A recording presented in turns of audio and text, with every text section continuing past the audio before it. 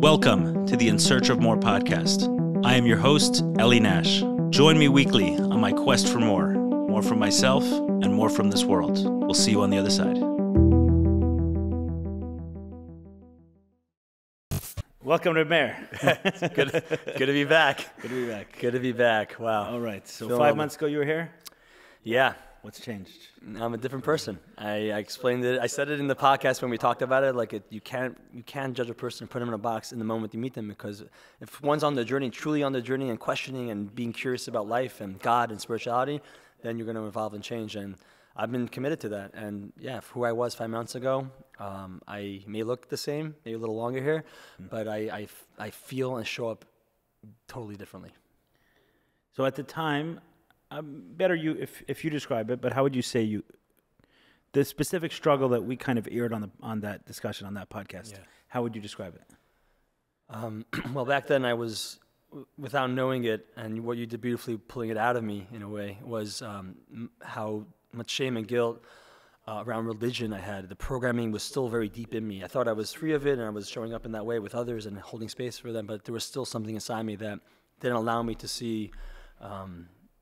Separate religion and God, and it was a very deep, insidious connection that felt heavy. It was heavy, and forever would have blocked me to be able to reach God and celebrate everything that I love, Torah, everything around it, from a joyful place. So that was brought out, and then a short time later, I was in a ceremony, psilocybin ceremony, intentionally, that really allowed me to see it all and hold it all and process it and then release it. Got it. So from my perspective, what I saw was just a lot of religious confusion in the sense of there were things that you were doing that felt good to you. You knew it was good because you got confirmation from some of the people there, right? Saying, hey, Meir, that was life-changing. You took me through an amazing breathwork. And you're seeing that over and over, but there was a part of you that still couldn't fully accept it because of some programming of the mind. Yeah. That this is what a nice Jewish boy, serving God looks like. Yeah. It felt still wrong in a way. I felt like I was still doing something wrong. Right. When I say this is what a nice Jewish boy, it's not what you were doing, right? What a nice Jewish boy serving God looks like is not, long hair, ponytail, pounding a drum. Yeah. Yeah, exactly.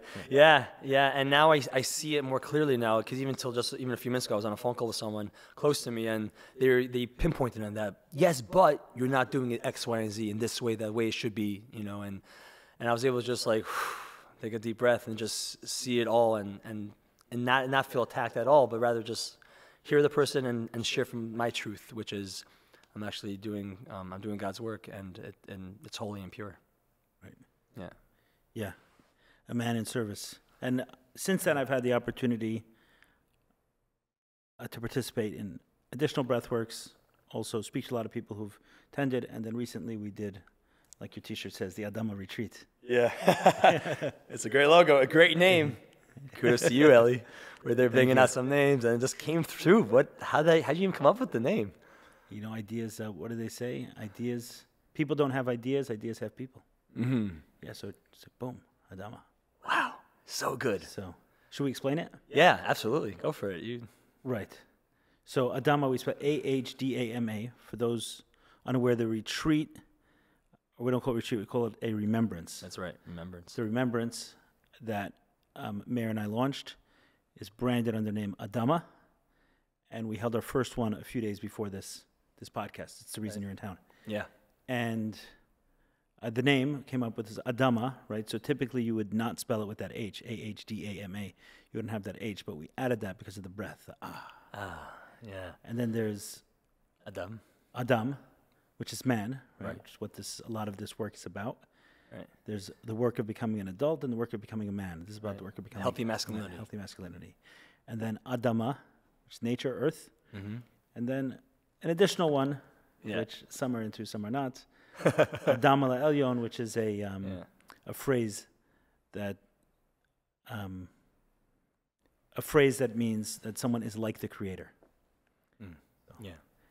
And that's the work that we're doing on this retreat is, like we're talking, it's a men's retreat, particularly this one, perhaps other ones. It already talks around couples, the wives are wanting having something to get involved with.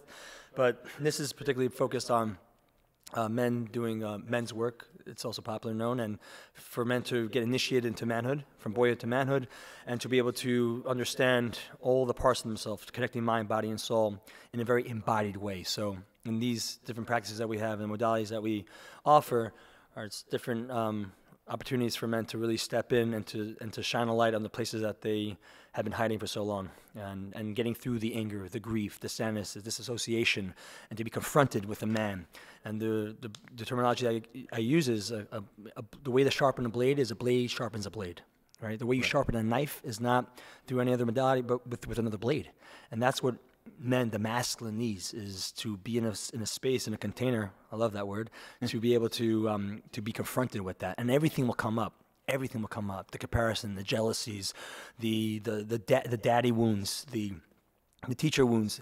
It's all going to come to the surface. There were a lot of father issues that came up. A lot of father issues, yeah. And the father, man, the father and the son, I mean, dating from the first stories back in the Bible, from Torah, it's been passed down from generations. There's a very deep bond and a deep power there. In any Disney film, right? There's always the son that in mythology, the son comes up and either kills the king, or the king graciously steps down and passes it on to his son, and that's more of a healthy, right? My time is done, son. I've trained you in. I've initiated you into now from princehood to kinghood. Boom. When it's unhealthy, then it becomes distorted, and then the prince tries to kill the father, and that could be translated in many different ways. Here, we go about them instead of having that dis-ease carry on, and for them to pass it on to their children, to their sons and their daughters. They're able to leave it all here on the ground, here in this beautiful retreat space, and to work through that. This episode is brought to you by OKClarity.com. OKClarity.com is the upscale version of ZocDoc for the Jewish world. It is the place for any Jew to find an excellent therapist, psychiatrist, nutritionist, or coach. And it's completely free to use. Every professional on OK Clarity is vetted and experienced in working with the Jewish community, so they understand and respect cultural nuances like Shabbos, Shidduchim, and everything in between. What I love most about the OK Clarity platform is how easy it is to use their search and filter system to find a type of professional that you are looking for. They have dozens of providers who take insurance, and you can watch an intro video of each professional to get a better sense of who they are before taking that first step to reach out, which I get. It's hard to take that first step, but many of us have found that to be so very worth it. If this sounds overwhelming, they offer a short form for you to complete, and their specialists will recommend a great professional for you, all anonymously and for free. Also, in browsing their Instagram, I found content that I loved, fun and impactful. They are also regularly hosting Instagram live sessions featuring different experts discussing pressing mental health and wellness topics and answering community questions, all anonymously and for free. So if you're not already following OK Clarity on Instagram and you're using Instagram, you definitely want to. Last but not least, if you have WhatsApp, OK Clarity has an incredible WhatsApp status with over 8,000 followers, and yes, admitted, I am one of them. Their WhatsApp is a free way to improve your mental health, and they post humor. So, what do they say? Laughter is the best medicine.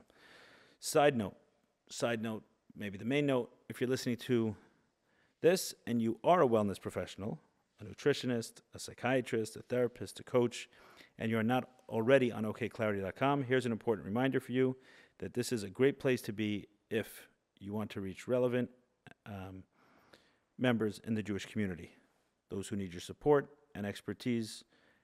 And one more thing, OKClarity.com is offering discounts, or in some cases, free sessions for those impacted by the war in Israel. Reach out to them, get in touch. Addressing our mental health is the most important thing we can do, especially in difficult times. So let's go back a little bit, just in terms of your own journey, going from, we all have kind of identities.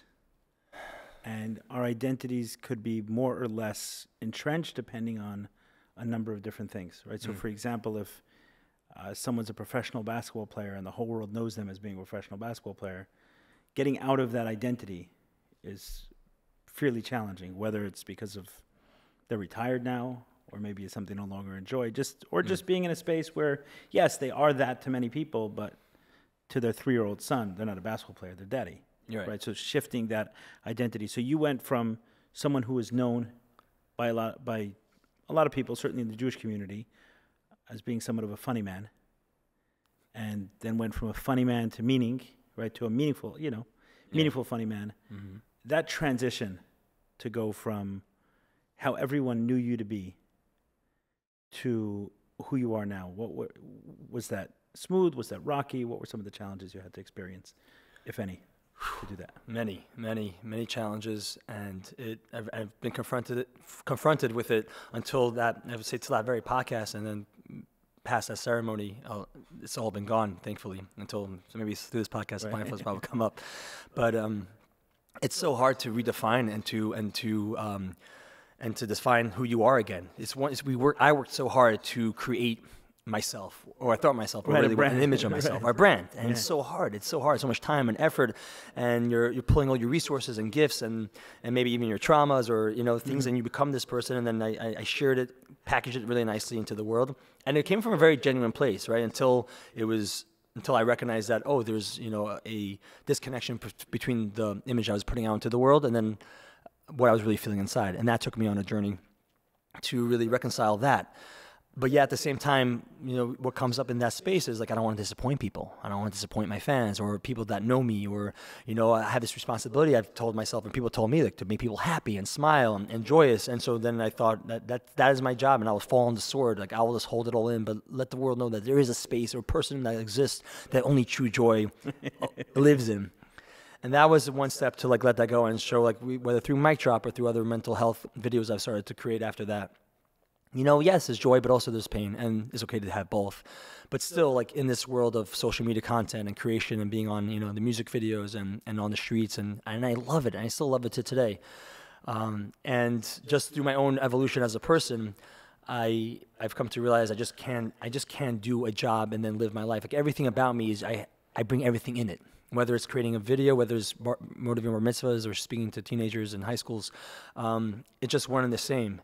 And so eventually, as I was growing through my own processes, through religion and God and spirituality and my energy and what it means to be a man and all the things, I started to grow and started to shift. And it was so hard. And we've had many conversations offline around leaving boyhood. Eventually it was actually I wanted to still be a boy. I wanted to be this kid and this I was afraid to become too serious. Peter Pan syndrome. Yeah, Peter Pan syndrome, right. And eventually, right, no one really wants to have a 40-year-old man baby, especially if you want to move into familyhood and having a wife and children. That's not what they need. It's important to keep that child alive and to be playful, but to operate solely from that place I find to be unhealthy for me. Yeah, it's unhealthy for most men. For pretty much all men. Yeah, it's unhealthy. Yeah. So it was hard, and it was pushed back, and people challenged me, right? They were throughout this process, maybe someone who's listening, I know for myself, there was doubt and confusion, and people don't become that thing, don't change, stay, this is good. And there are people close to me, you're making money, and people love you, and you're getting validation, and whatever that is, why would you want to change? This is so good. But the voice inside was leading me to something else, and it was very hard to bounce between. And the lessons came through because I would do a gig that once gave me lots of joy, and it just wouldn't fill me up the same way, or I felt like I was just being held back. And it's hard to really listen to those, amplify those voices inside, and fear of where will my next paycheck come, or who will like me for this new version of myself. But ultimately, it's learning to love yourself in this new version of yourself, and then that ripple effects to everybody around you. Right. What I was thinking about while you were answering the question is that for anyone who's changing, when they walk into a room of new people, then those people have no idea that they just changed. But going back home to family, then there's always that friction. Who the hell is this guy? And then they wonder, is it serious? And very often we buy into that, meaning we can feel all changed and we go back home. And then we don't feel so changed anymore. And part of that is because the people who knew us for so long are reacting to us as if we're that person. So almost gravity pulls us into that space. And for someone who's known, that's happening everywhere. Meaning every room they walk into, there's a couple of people, hey, I know this guy. Yeah. And then looking at you in that. And you feel the energy. I feel the energy walking in. It reminds me of that quote, which I'm paraphrasing, which is like, if I don't tell the world who I am, the world will tell me who I am. And if we just if I just allowed myself for a while, I did tell me who I am. Oh, this is who I am. Okay, this is who I am. And just like people pleasing and just like jumping in and morphing myself just a little bit in every room that I walk in. Then I woke up, months later, years later, and then I don't know who I am. And there's this gap and this hole inside me, which I had to fill with something else, which was, destructive. So it was a journey to come back to like, who am I? What does light me up? And then from that space to give it out. And it was really cool actually, because one of the men on this retreat that joined us, he reflected back to me maybe 5 years ago, 6 years ago. We were at a music festival in the East Coast, and man, the moment he brought it up, I was like, I got shivers, because that was one of the darkest times of my life, and it was dark, it was dangerous. I was taking all sorts of drugs at that time, and I was in a really dark place, and he reminded how, like, it was really cool to see how far I've come, and him to reflect that back to me. And he said also like how like he saw me online, but then here I was at this like festival and just like in a really dark place, and so, but from those years ago. Was this the moment in public that was shared? Because there was one in public where someone, like in front of the whole group, where someone challenged. Oh, you. No. Okay, this was something else. Yeah, yeah. Okay. Yeah. No, this was just Got you. Okay, yeah. so it happened a couple times in the retreat. Yeah. It was just yeah. But I mean, listen. In front of every conversation on this retreat, I felt like it was just so potent and so beautiful. But yeah, it was a moment just where we connected, and just to have like this beautiful reflection of like the journey that has transpired from like many years, from 5 or 6 years ago to what I am today. Yeah, there was the guy who challenged you on the retreat as well, and respect for being able to stand in that. Sometimes when people are the staff, like, hey, I'm on the outside, you guys kill each other, but don't. The rules don't apply to me. Right. You guys be open and honest with each other. Right. No. I'm not in for this. But you went for it. You sat in the pocket with him, and I don't remember the exact exchange, but it was clear that he knew who you were way before this metamorphosis into, the spiritual Meir K. Sure. Yeah. The servant Meir K. Yeah. Just trying to be of service. Eved Hashem. So way before that, he knew you, and it was clear that because of that, there was some preconceived ideas or notions that you held or he held, Yeah. Yeah, there was a moment, and I think also what he was referring to more back was not that we knew each other so specifically, but more that we came from the same backgrounds, and like we came from a very similar Chabad background, like same community. So like, there's always like this, like, we know each other, like we go back. Gotcha. And then it was, and he felt perhaps that I was like I was judging him or held back from him in a way, and right. He thought you were acting differently to him because you thought he knew you. That's what. Right. And he was probably right. Yeah, and we talked about it. We had a moment, right? We did, and it was actually a beautiful blind spot that I didn't see. And in that moment, I didn't defend myself.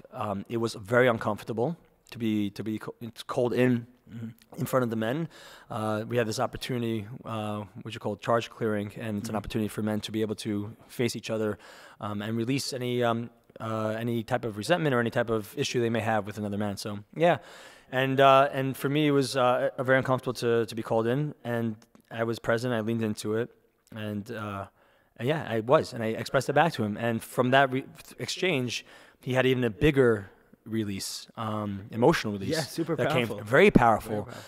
Because it wasn't his first time calling somebody in something similar like that. He went back to when he was 14 years old, and something similar happened to then, and the person defended it, or like he put up a wall, and it was invalidated. Yes. Right. And thankfully I accepted it, and I told him that my true feelings in the moment. And that allowed him to like process that, and so on and so forth. So a beautiful reminder. I'm always doing the work. I've gained so much from this being in this retreat, and being part of it. But a beautiful reminder of just stepping into honesty, and like it feels like it's gonna kill me or kill you, right, being so honest. But it's so empowering and beautiful. And I thought in my own head as this was going on, and he was having his release, like, man, this is gonna be okay. Like this is the end of our relationship. Like we went through this cool, but like. But it wasn't the case, right? We bonded, and then afterwards we chatted a while, and we're talking today. So, awesome. It just gives the ability for someone to see me more clearly, see them more clearly, and then work from there.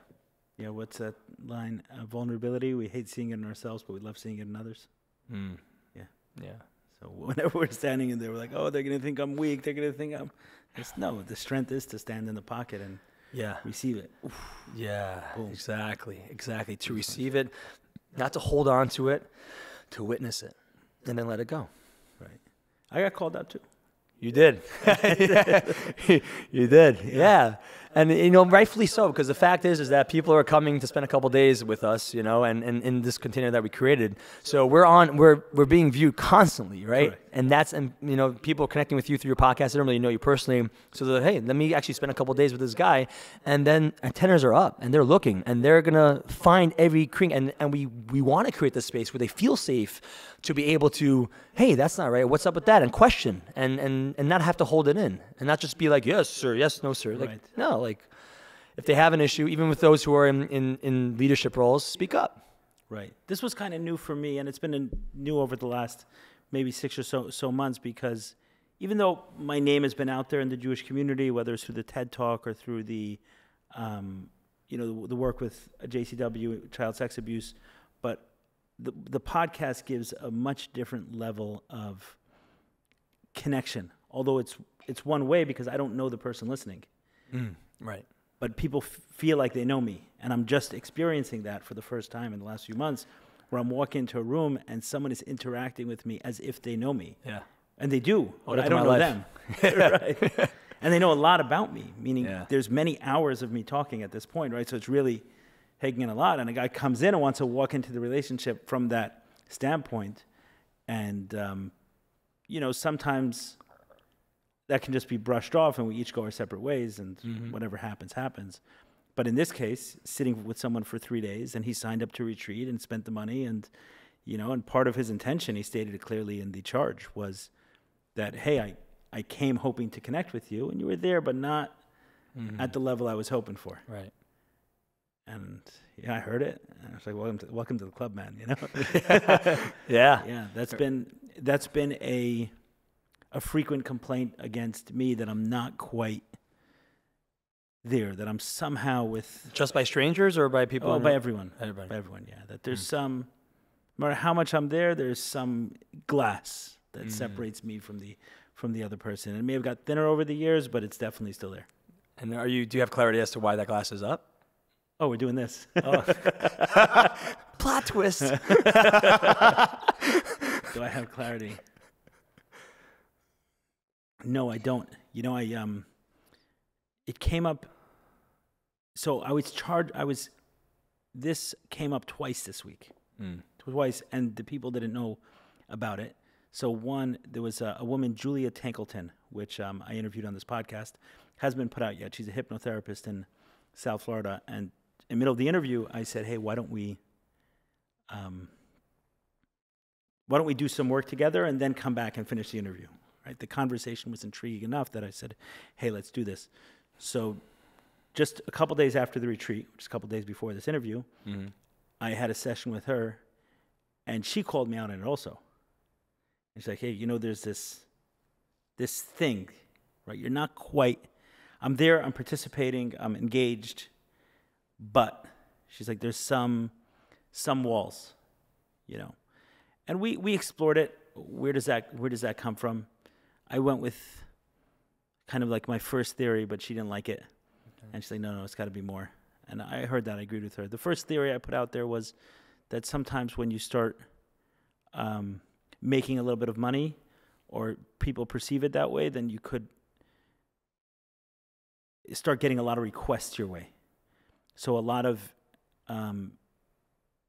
of conversations could be kind of a prelude to a request. So it's like, okay, we're sitting down and opening up, and that person has an agenda coming into the conversation.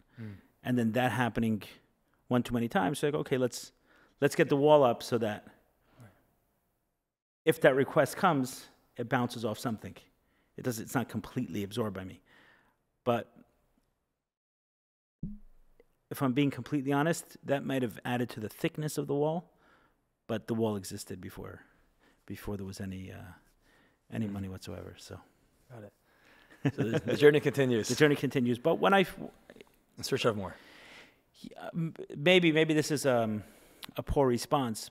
On some level, maybe everyone has it, right? We all have walls around our heart and walls around ourselves, but there's definitely something that he was calling out with me. There was definitely something that It was felt, and you stepped into it, which was beautiful, and that in itself was a beautiful exchange. Like to be acknowledged, because I know for so many, I know for myself, to be validated, right? Not to be gaslit, but to actually that feeling, that little small voice that you maybe thought I wouldn't go in, I don't want to bother him, but that voice is genuine. That intuition, that godly voice is important, and when we have the ability to say yes and be vulnerable and say, actually, yes, you're right. Yeah, you're he right. was he was qualifying the hell out of it when he was saying it. Yeah. It's there, but it doesn't belong there, and I really shouldn't have this complaint. This retreat's been great, and we do and that I got so all the much time. out of it. I do that all the time. And we're, dude, just say it.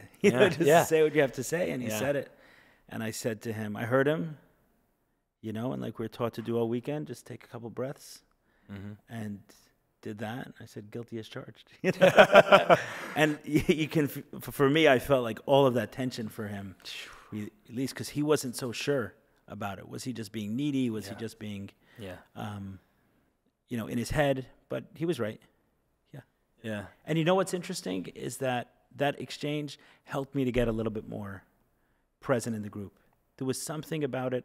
I felt like the last day of the retreat for me was much different. I was able to kind of get into it a lot more, and I think that exchange helped me a lot. Yeah. Well, from the retreat, is there something that sticks out that you feel like you gained a lot, or it's brought some new insight into your life? I mean, besides what you just shared, but what did you feel like you walked away with a certain tool that makes your life a little better? There were many, but the first thing, I kept bringing it up. I noticed it when we did the cold plunge. So the first, we start on a Thursday night, but Friday morning we'll, let's start in the mikveh, right? We're chassidim. Exactly. Right. Very first thing, let's jump in the cold plunge. So in that exchange, I've been doing cold plunge, let's say now for about 6 months regularly. And I've introduced many people to the cold plunge. Some guests of the podcast, before or after, we may do a cold plunge, or visitors to my home, I'll have them do a cold plunge. And I noticed, and you just start seeing by the numbers, I'll always talk about, hey, the recommended time is 3 minutes. So find a temperature and do 3 minutes. Well, at this point in time, the temperature is set, right? But in general, it's find a temperature that you're comfortable with, get to 3 minutes, and then as you get more comfortable, go lower and lower. And I would say more than 50% of people don't get to the 3 minutes. And do you remember how many people got to the 3 minutes? Every single one. Every single one. And it was cold. It was cold. It was cold. Super cold. And then the guys did it. Every single one. And I don't think anyone, maybe you and Mendel Tyler had jumped into cold plunge a couple of times before, but I don't think he did the full 3 minutes at any point at higher temperatures. And then in this group, around 16 people, we all did it. Yeah. And I was like, wow, we really get energy from other people. It was. Because I've seen people bolt after 45 seconds and not believe that they can do it. Totally. That was way too painful. I was going numb. I'm out. Yeah. And we were freezing cold. Yeah. I would say on day 2 and 3, on day 2 and 3, I took the temperature down to lower than I ever do it myself. Right. And everyone was doing it. Everybody was doing it like champs. And it shows the power of the brotherhood, of the connection, of the unit. Is that I'm a little bit of, isolationist in some sense. I work alone behind a computer. There's 3 doors to get to my office. That's the way that's the way I operate generally. And over here it was like, hey, wow, I'm truly drawing energy from other people, which maybe connects to the theme we're already talking about. It is. Of that wall being there, is that it separates us from other people, but it's also preventing us from drawing in the energy that we so desperately need. And the analogy is used also with men specifically, is that there's this whole beautiful, sexy thing about them, like the lone wolf. The man's the lone wolf, taking on the world, holding down his emotions, providing for his family, taking on. And the fact is that wolves run in packs. That's the truth. If you're a wolf alone, is going to die. The wolf needs the pack. And that's what's being created here too. It's beyond the modalities and the space that we create. and guide men through, it's that deep brotherhood is the medicine. The brotherhood is what's happening in between the sessions, the meals, the downtime.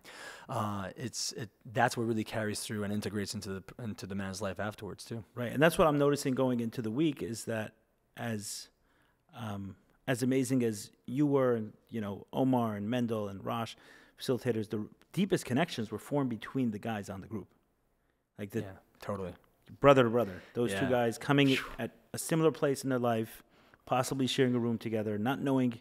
I don't think anyone in the retreat really knew anyone else. No. Everyone came alone. Yeah.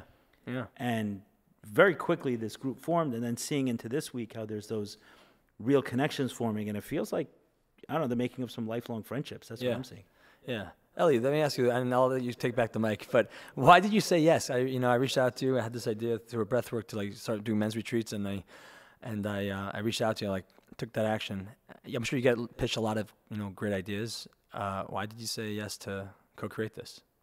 I just felt right.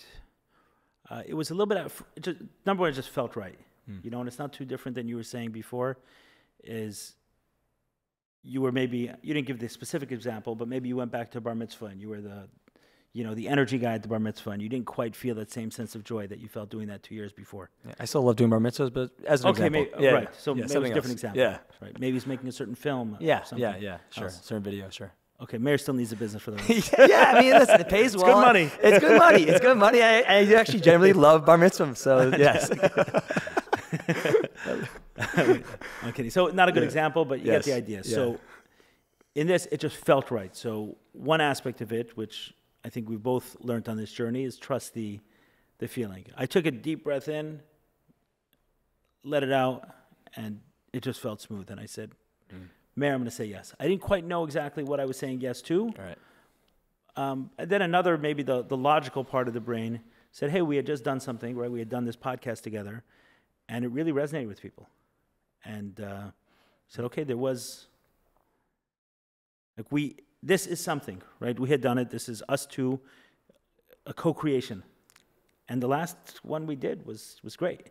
People really responded to it. Yeah, beautiful, beautiful, beautiful feedback about it. So said, hey, let's give it a shot. And I know you a long time. I trust your intent. I know, what you're looking to do in the world. And I said, okay, let's go for it. Let's make it happen. Amazing. So, you took that compliment better than the one you took on the retreat from someone else. You get something too. Listen, it's integration now, so I guess it works. Yeah. It does work. Yeah. I definitely feel much more energized is one, and just a little bit more free. Each one of our identities kind of shackle us in a different way. Yeah. And this was something so public about this one in a completely different way than I've done before. Yeah. That wasn't, there was a business angle to it. It was just all of it that just felt very freeing. Like, okay, I'm going to do it. I don't think I've ever charged for anything I did in this space. There was always like, oh, this is the service aspect of this. And there was something freeing about just doing something differently than I'd done before. And I enjoyed it. I enjoyed having to show up in that way, saying, hey, all of these guys paid for this experience. This is not my volunteer work. These people paid. This is a business transaction, and they have to get value. So that brought out a different level of me as well. So it was great. Yeah, and amazing. And you showed up super strong. And a big love and shout out to Omar Pinto, who came in from Costa Rica. Great, the guy was amazing. I worked with him as a client with his. He's my coach for a little bit, and it was profound. And to be him see him work in real time with others was amazing. And Mendel Labor, Mendel Labor, incredible to see him and support and his strength through the different ceremonies he led and strong. Yeah, and that must have been a cool moment for Omar, because Omar had worked with all three of us at different times, me, you, and Mendel, and kind of be like the grandpa in the room. Yeah. Which he was, and a lot of guys reflected back to him, like this father figure, and it's so important with all this talk around initiation, boyhood to manhood. It's also important from manhood to enter elderhood, to be an elder, a wise man, which unfortunately in Western society and some of ours, I know people in my life that we sort of tuck them away. We get old, you're useless. You put them in an old age home, or we just don't talk and engage with them, but they have all this life wise experience, and to have that wisdom in this container is super important. Yeah. And what I loved about Omar and love about him in general is just his willingness to jump in. Yeah. Meaning he was as much a participant as he was a facilitator. He was, either hat super comfortably. Yeah. Back and forth. And he kind of showed, I felt like I learned that from him on the weekend. Sometimes you're the guy in front of the room who needs to create that container, who needs to show something, who needs to introduce maybe a new tool to someone that may be afraid of it, and you have to play that role and create that safety and give that guidance and be clear. And then the next moment, you're in someone else's container, and that's theirs, and you're just like you're a participant just like everyone else. Yeah. And that was neat. Yeah. I thought we did a good job with that. Yeah. Oh, we did. We flew. We never all worked together before, so it was really cool to and I took it for granted because it was just flowing, and people reflected back. I'm like, oh wow, this is amazing. Like we've had conversations, but Omar, but as together as a unit, it was beautiful. Everybody just held space and supported one another, and that was felt and really helped benefit the men. Yeah. Yeah. In some ways, I felt like I think I was telling this to my wife that it was kind of like an opportunity. Meir, you've been on your journey, I've been on my journey, and obviously we've spoken a lot and shared some of these things, but there are tools which really helped you, tools which really help me.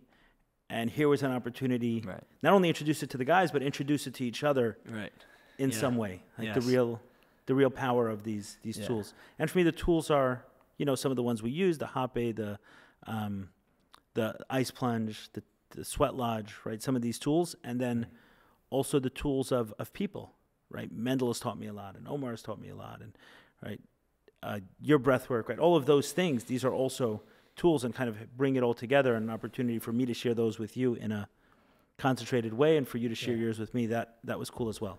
Yeah. In addition to obviously the 11 people who attended. Of course, yeah, that's deep, and it's beautiful to also know you throughout the years, and to see our relationship evolve, and to see you evolve. Where perhaps a role like this, you would just shy away. Like that's not me. I don't do that. You were more in the background sort of guy, connecting people, and maybe one-on-one conversations. And you should step into your power because you have so much wisdom, so much experience, so many tools, and for you to listen to the call and say, yeah, I'm being called in right now, and you showed up. Yeah, naturally, I'm more comfortable being in the background. In the background. Yeah, you pull you're the puppeteer, and you do it really well, and you help a lot of people that way. And when you're in the room and you embody that, man, it's hot. It's powerful. Yeah. We'll see. I don't know that I went that far in this one. Maybe towards the end, like right at the closing, I kind of I jumped in. You were threw some punches. Laser, man. Yeah, you were a laser on every single guy. You just pulled off the Band-Aid. Yeah, it was incredible. But that means, I guess, those who are listening to it, men, maybe the wives or girlfriends or partners of men are listening to. Why do you think it's so important that this work is being done now? Why is so men's work, this container, the masculine, the feminine? Do you feel like there's an imbalance there? And there's definitely a lot of confusion around the subject. I think that it goes back the same. I did a peyote ceremony recently for the first time, and peyote is the mescaline, right? Is the active ingredient. Also masculine, right? Masculine. It's considered the grandfather, the masculine energy. And it was my first time experiencing that in that way. The proper ceremony around the cactus plants, and it felt like I kept thinking during it. It was like, man, we need this energy so much. Myself and the rest of the world, we need this. Yeah. There's something. What did it feel like? What did you feel that's missing? What did you feel? There was a level of protection, clarity, no nonsense, but compassion. It's much more. It's more gentle in some ways.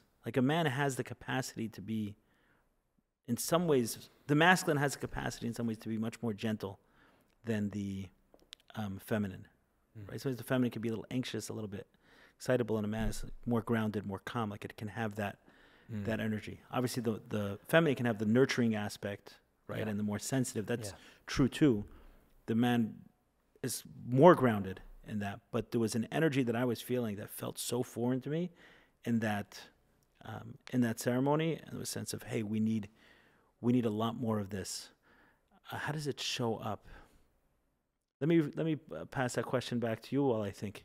Okay. So why do you think this work is so important? The reason why I think it's so important is Well, it was important to my life. So it was important for me to start looking at it. It was starting to blare in my face. More specifically, when it happened when I was in a relationship. And it just, a lot of things came up in that relationship that was a teacher for me to realize, oh, there's parts of myself, as how I view myself as a man, what it means to be a man, what it means to not just be a man in the gender space or what, what I was, but rather like the energy of what it means in the power within.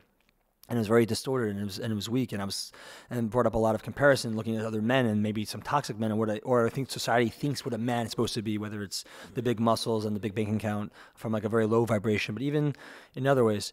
And I'm starting to find when I was on this journey, talking to friends and different colleagues and people in this, and being in other men's containers and seeing how many men are showing up and feeling relation to them, I'm realizing, oh, it's not just me, I'm not alone, and there's like this thing that. There's like this disconnect, which goes back to like this boyhood to manhood. Like there isn't this initiation, there isn't this guidance to what it means to be a healthy man who's able to feel strong, have his power, but not lose his top and like anger and punch someone in the face, or to shy away and isolate when he's confronted. There's sort of like these opposite sides of the coin. Either we go all out and we attack, protect or whatever that means, and we go and we fight and we yell and we hold our ground, we put the person in his place, make them small, or we just shut down and we hide and we lick our wounds by ourselves, or we let it out, not in front of that person, but we bring it back home to our wife or to our kids. Right. And so there's no space in the world that really allows men to, like, even just there's one example around anger and shutting down, is to play in that space and to go deeper as to like why is that trigger even existing, and what is it protecting, and so there's a lot of that there's the fathers, so to speak, are not around. They're not around to teach that. They don't know it for themselves. There's a lot of survival mode we talked about in this last podcast. And so there's a whole array of emotions that could be felt within the man, and it doesn't have to always be black and white. And so when the man is able to drop from his mind into his heart space, and the mind has helped the man for so long to create businesses and to figure things out and to control. But we got disconnected because we had no time to feel. We always had to go. We had to go. We had no time to stop and feel our emotions. That was either taught to us from a generation before, even myself, or it just wasn't processed in that way. When now with the work, for at least the way I look at it for healthy masculinity, is the embodied masculine, is when we drop into our hearts, we drop into this space, we touch our feminine, we play with that feminine, that fluidity, the nurturing part of ourselves. How could we relate to the feminine, to the female, to our mothers, to our daughters, to our wives, if we are not in touch with that part within ourselves? Just like we can't give love unless we have our own love, right? So to drop into that, to play within that, and to start building that connection, and being that there's no one teaching that, we got to do it with ourselves. We got to get together with brothers, with guys who are on the journey, who are open to at least figuring it out, and to practice that, to go into the ring, to take our combat, and to find where our edges, right? Cool. To go between, like, yes, we're going to throw some punches, but we're not going to go 100%. We're not going to go try to black eye this guy. No, he's a brother, but we're here to sharpen. We want to keep each other sharp. Also, we're not going to shy away. We're going to encourage you to go in, but there's agreements, there's dialogue, there's communication, clear communication. If there's something that's broken out of that, we step in and we hold each man accountable. You just went over, 60%, whatever it is. You violated agreement. Violated agreement. Yeah. So within this container of, like, what we built here at AhDaMa, is this ability for men to be able to, like, find their edge, to see where they shut down, where they go out, what triggers them, and then to be able to perhaps allow them to find new ways for them to step into their power, healthy power, in a contained way that's not just blasted out, but rather is potent, it's specific. That's the man. The masculine it goes after. It's precise. It doesn't use many words. It doesn't stutter and It's forward. It's forward. It's forward, and I'm here. So when the feminine does have, times when, shit hits the fan and things go crazy, and by gosh, yes, because there's so much beauty in that too. We don't have to, like, keep them small or run away, but rather hold it, be that container, so the feminine could flourish and blossom. Almost like a tree firmly planted in the ground with branches that yeah, it's gorgeous. Yeah. Do you feel like part of this work is men developing a relationship with anger? I did notice that theme on the weekend, and wondering if you did as well. In two different ways. There are many different ways. I definitely associate and I think the world also says anger with men in general. I mean, I don't know the statistics, but like a lot of men have heart attacks, and that's very much deeply connected to the idea that men don't express their emotions, their anger, and they just bottle. Arteries get clogged, energy gets stuck, and then heart attack. So yes, there is a lot of that for sure that's connected, and underneath the anger, and this is well known, is the actual the sadness, the grief that needs to really get to. So we have to get past the work that has to be able to have process. And a lot of men don't feel comfortable or have the tools or the space to process that anger. So they bottle it up or they just lash out. And so allowing the space and creating tools that allow the man to step into his anger, to really embody, to feel it. And he knows that he's held and it's going to be okay. We'll get through this together. He feels that support. Then he can really get back into that anger, go back into that space that triggered that anger, move through the anger, release the anger, and then be able to touch on that softness. That part in which every feminine wants. They want to feel held. They want to be protected. The man, that's part of the masculine, is to be the protector. And at the same time, they want to get to know you. They want to know you. They want to look past the glass. They want to know, they want to feel you. And know that there's a softness there too. They don't want to just marry some Terminator guy, right? They want to know that there's a softness too, that could be held, and at times to be held. And so here is that place where we're able to release that anger, that wall, break it through, and then allow the man to feel his emotions, express it, and then there's this big release and relief, because now there's so much more space for him to hold, and not to be afraid of himself and the emotions of others, and creates more space for expansion for himself and for his family. Right. Yeah, it makes a lot of sense. One of the things I noticed was as it relates to anger was there were some who were almost right there ready to explode. And then others who were just the opposite. It was no matter what. Yeah, monotone. Get angry. Yeah. No, but look what he did. No. Right. No. Do you want to fight it out? No, I love you. But come on, you've been through so much. Where is that? And I was noticing that both sides of it is one, a relationship was becoming, overwhelmed by it completely. And as soon as it was touched, then it was, there is no 50%. Right. Like you said, if I go in, I'm going into 100. And then others who just seemed to be unable to access it. Yeah. And there was only through some of the practices you led them through, or some of the other, stuff that was done. It seemed like there was one individual who right after the sweat lodge, something seemed to, an hour and a half sitting in, 200-degree heat. Bubbled up to the surface, yeah. And then had to be released. It was still sucked, and we went through a process. Right, and in that there was finally what I saw from him was finally some anger. Yeah, it's where was it for the past couple of days? Because you were talking about some intense subjects that seemed to warrant anger. If there was ever a reason anger was valid, was this guy's story. Yeah, and there seemed to be an inability to access it. Yeah, and then suddenly from that was hey, let's go. Right. Let's go. And that's the thing. I think sometimes, because this individual is a strong person, a large man, and but there's there's that story of maybe being afraid of his own strength, of his own life, and a lot of men have the power, but they play small. It's like that analogy with an elephant. They saw a grown elephant tied with a little string, and how does he not break out? Well, since when the elephant was a little child, little baby, they put the string around him, and as he grew up, they kept the string on. So he still thinks that this little string can still hold him down as a grown elephant. Right. And it was successful right when it was born. Right. He's now not even trying. He's not even trying anymore. Right. Exactly, to into his powerful self. So too, we have these things that happen to us as young people, as young boys, and young kids as well, and that story just keeps playing out. Oh, I can't do that. And we don't trust ourselves. And here we're building trust with ourselves. We could trust ourselves that we are able to be the lover and the warrior, the king, all the different parts of ourselves. We're able to be all of that and know and have to practice the dojo here to practice that amongst leaders and amongst brothers. And then be able to bring those tools back home, because it transfers. It's not about having a better punch. It's about how do you show up to conflict. Do you have to run away? Do you have to lash out? To trust oneself, to better communicate. These are all tools that just transfer outside these few days together into very real life lessons and to the real world. Yeah, I definitely saw some differences just this week and the way I showed up in different interactions that I can pull back directly from the retreat. Yeah. So let me flip the question back on you. Again? Yeah, not so much of what made you ask me specifically, but what made you want to do a retreat? What made you ask and say, hey, let's do a retreat? I've been doing the work. I've been doing the work for a long time, especially since we started getting to know each other. And the new iteration of that was, as we start to uncover, different things.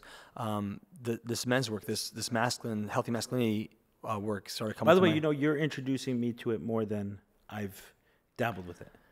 Yeah, I feel like from the conversations we're having. Yeah, I'm not teaching. I'm not teaching the masculinity, but I'm learning it. So I felt like a lot of the work I've done over many years was becoming an adult, and this next phase is same, exactly, right? I couldn't necessarily meet. There were other things that had to be met and understand before I even got to this. This is a little more, I feel like, more refined and just the next iteration of the growth. So I started putting myself in these conversations and into these containers, retreats around with men and seeing what it's all about. And it really talked to me, especially after coming out of a relationship. I just recognized, there's parts of me that I really have to look at my own. And so I started doing that and just doing it over for some time now. What just felt naturally right, what felt naturally the next step was to create this space for those in the community that I know that I come from that could benefit from it, to keep my tools sharp, to also share, Aleph teach Aleph. Right. So that's sort of the next iteration, and even more so now, like there's nothing more beautiful, and for me, in my own personal way, to be held to my highest self, my higher standard for multiple days. Like this calls me in to be in a container where I have to be, where I get to be. I don't have to be, but I just get to show up as this higher self that I've been working towards. I get to be that guy for 4 days.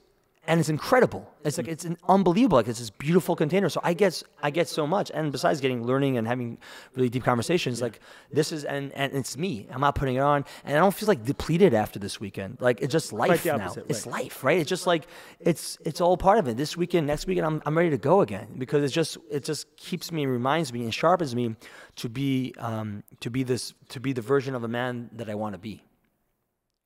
And 100%. When you were saying about the type of people that you were trying to attract, are you specific about trying to attract members of the Jewish community? Was that what you were saying there? Yeah, that came through. I mean, just naturally, that's what happened with this retreat, this remembrance, or between your following and the people that follow me as well. There were some applicants who weren't Jewish. They just didn't pull the trigger. Right, they didn't close up on it. It's interesting. I definitely am open to having remembrances, retreats that are not necessarily just Jewish. We had beautiful exchanges, and a lot of it happened to have a lot of Jewish spirituality and talks, and we had Shabbos, and a lot of that was part of it. Yeah, I was going to get to that. Yeah. And there's also the work taking out any type of spirituality, religion. There's still all these tools and modalities. And the importance of healthy masculinity is still very much prevalent, no matter what religion you've been in. I've been in spaces where many different religions are there, and we don't never talk on it, right? It's going to the core of what it means to be, this is human form and the processes of it. No, and we had with us Kevin, the camera guy, who was with us this retreat, and he wasn't from that background. He participated in some of the exchanges, and I thought it was very helpful to have that. I think it would be great to have some retreats where there are Jews, non-Jews, Jews from non-religious background, Jews from religious background. I agree. I'm all for it. And I also, now you're talking about it, and I also do love that there was like this container where there was Jewish men together, and there was a certain relation that takes place that allows for another aspect to be deepened. Right. The relationship with God. 100%. Yeah, I was very in my head about on this subject, and I brought it up multiple times when we were discussing, is what do we do with this religious stuff? Because I had understood already coming into the retreat and looking at some of the questionnaires, is that you had certain people who were from religious background and still religious, and certain people who were from religious background and not religious. Right. And were we going to be able to share, right, a weekend together, and specifically a Shabbos? How is this going to work? What were the prayer services going to look like? If you tell one person that there isn't going to be a minyan, even though there's 11 men, or another person that they must attend a minyan because there's only there's only so many men, and how would we address that? Yeah. And you and I went back and forth on it, and your recommendation was like, just open it up, man. Open it up to the group and see what they say. Put in your idea, put in what you're thinking, and see how the group handles it. And that was awesome for me, just to watch how there were some people, there was a rabbi on there, right? Someone who the practice and the religion was super important to him, and someone else who was very, very clear. Yeah. Like, I am not here for your minion. Right. Right? Like, this is Absolutely. not what's up, right? And that was right there in the opening discussion. And somehow to come from there to a way that I think I haven't heard a single complaint from anyone about the way we went about it. No one felt like it was too much or too little. It was, Right. it met, It met the needs of everybody. and somehow, some way. Yeah, and I think it came down to a place where, because it was open dialogue. It wasn't like you have to do anything. This was it was co-created with everybody involved, and everybody was able to voice their experience, their opinions, and then we had to come to a conclusion as a unit. Correct. Yeah, and I think also it was great for us versus coming top down and saying, hey, this is what we're going to do. Yeah. For someone to hear directly from the other person, hey, this is triggering for them, or hey, this is important to them, right? So they hear it. It's not us saying it. Hey, these are the rules of the retreat. It's like, wow, now I'm going to another place that's telling me rules. Right. This is What is this, overnight camp? right. This is what I need. Yeah. But I was like, I kept thinking this was going to be the thing that was going to blow up, because I've been in environments, even healing environments, where there was a lot of tension around the Jewish aspects of things. What kind of music is there going to be in ceremony, as an example, right? Those, all of a sudden, these Jewish things are coming in, and then certain people have strong opinions in one direction. Other people have strong opinions in another direction. Right. And here was 3-4 days of that, and saying, okay, how are we going to figure this out? So that was really, I think, healthy for me. Even though to some degree I do it in my home, right, with my wife and kids, where when I got married, we weren't observing anything. And lately I've been taking on more, and my wife hasn't been quite on the same pace. But then there's certain things that she wanted to do that I was like, you sure? Nothing specific, but it's definitely been more from my side, and still figuring out, okay, how do we navigate that in the house? A lot of that on Shabbos, but it's much different when you bring 11 people together. Yeah, there's a lot more ideas and backgrounds, and Yeah, so it was neat for me to see how, hey, this can be worked out. Yeah, this can be worked out. Yeah. And there may be other retreats we do where it's more of a, there's more tension around that, and we'll roll with that because that's what's there. Yeah, but no expectations coming to the next one. But that was neat. It was very neat for me to see how smooth that went. Yeah.